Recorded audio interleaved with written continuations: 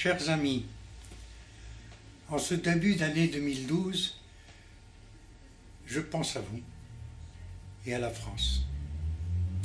Comme vous, je souhaite qu'une harmonie puisse se trouver et fédérer nos énergies, car les Cassandres se déchaînent,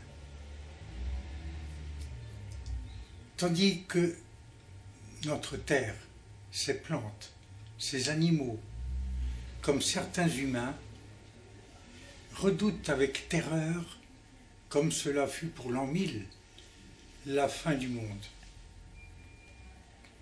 Je tiens à vous rassurer.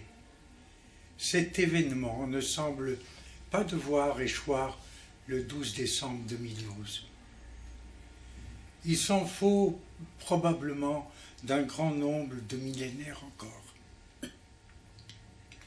En revanche, une formidable et extraordinaire mutation va être demandée à chacun de nous pour forger, pour construire un monde nouveau. J'aimerais que nous soyons nombreux à le bâtir, les yeux grands ouverts. Il faut s'y préparer dès maintenant, car les bouleversements mondiaux s'annoncent. Et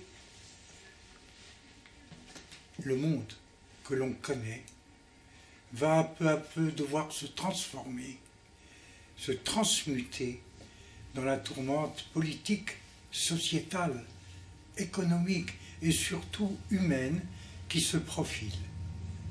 Sans oublier les modifications de notre planète qui vont nous obliger et que nous allons devoir subir. En ce mois de janvier 2012, je m'adresse à vous qui peuplez notre magnifique pays, la France et ses terres par-delà les mers. Il faudra nous tenir droit dans la tempête pour réveiller en chacun de nous la mémoire de nos racines, de notre identité, qui ne nous sont plus enseignées et qui restent enfouies au profond de notre âme.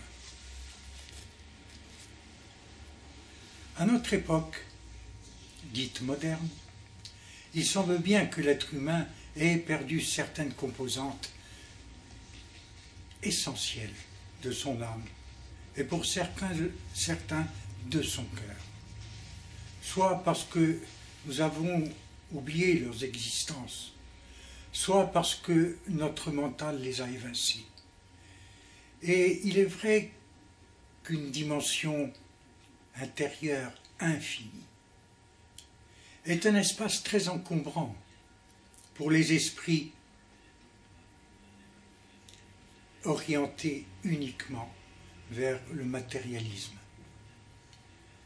De fait, nous évoluons dans un monde binaire, régenté par le grand ordinateur et son corollaire, la virtualité, en ses paroxysmes irresponsables et effrayants.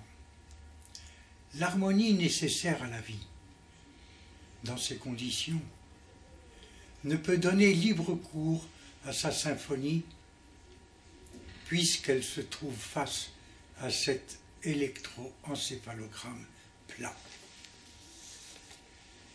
Certes, il n'est pas question de revenir en arrière, de recréer de toutes pièces un monde ancien et figé. Mais nous devons prendre conscience de la nécessité, de l'urgence d'un véritable engagement pour la construction de l'avenir. C'est un appel que je vous dois de lancer afin de partager ensemble une nouvelle prise de conscience. elle ne peut passer que par la compréhension et le respect de l'œuvre de notre Créateur, quel que soit le nom que chacun lui donne. N'oublions pas les textes de la Genèse. Ils précisent la demande d'Adam au Seigneur d'accorder à l'humanité son libre arbitre. Il faut alors avoir le courage de mettre en place une véritable écologie qui passe et qui épouse l'ordre de la nature et qui ne peut se référer à aucune idéologie politique. Comme vous, mes amis, je subis les avatars de notre fin de civilisation. Si tout semble s'effondrer autour de nous, le moment est venu d'agir ensemble pour créer un socle sur lequel et à partir duquel nous, Français, mais aussi tous ceux citoyens du monde de bonne volonté, nous pourrons bâtir autre chose. Il n'y a pas de mystère. Si nous désirons être dans le bon sens, habitants de cette terre,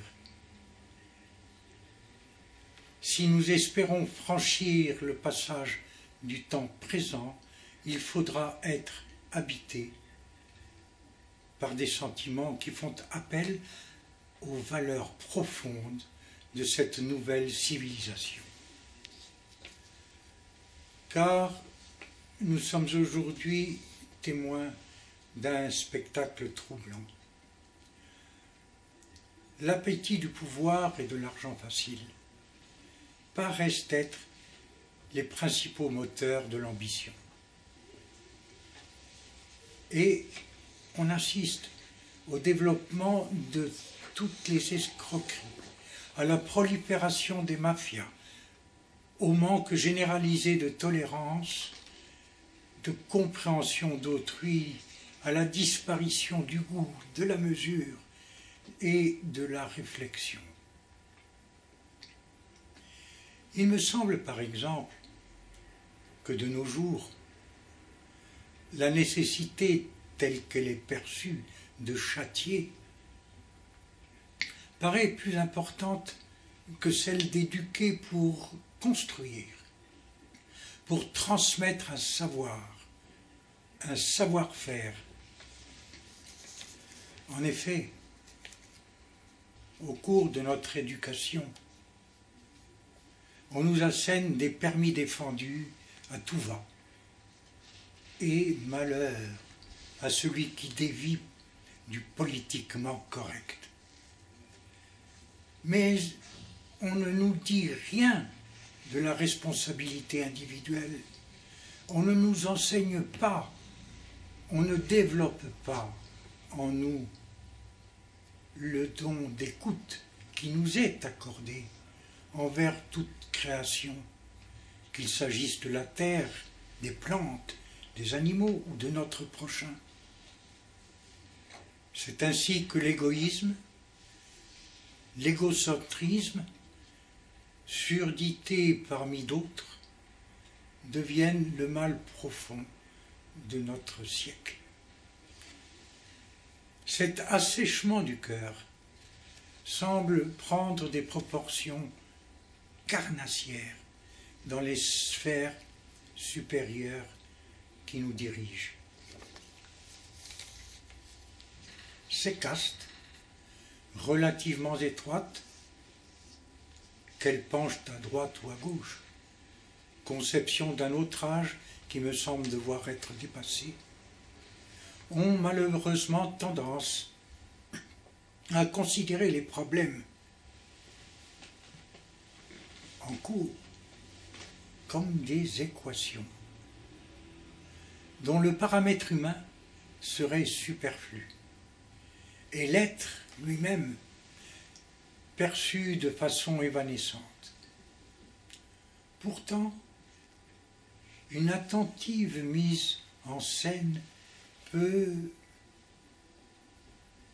et tente de nous faire croire l'inverse, et à travers un miroir déformant, de nous faire croire à des éclairages qui tiendraient du miracle.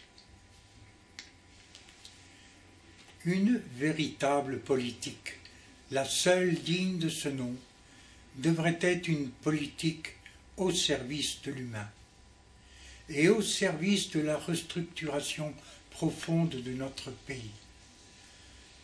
En ce temps de mondialisation, la France ne peut envisager de vivre en autarcie. Notre pays a besoin de pouvoir travailler, exporter, échanger.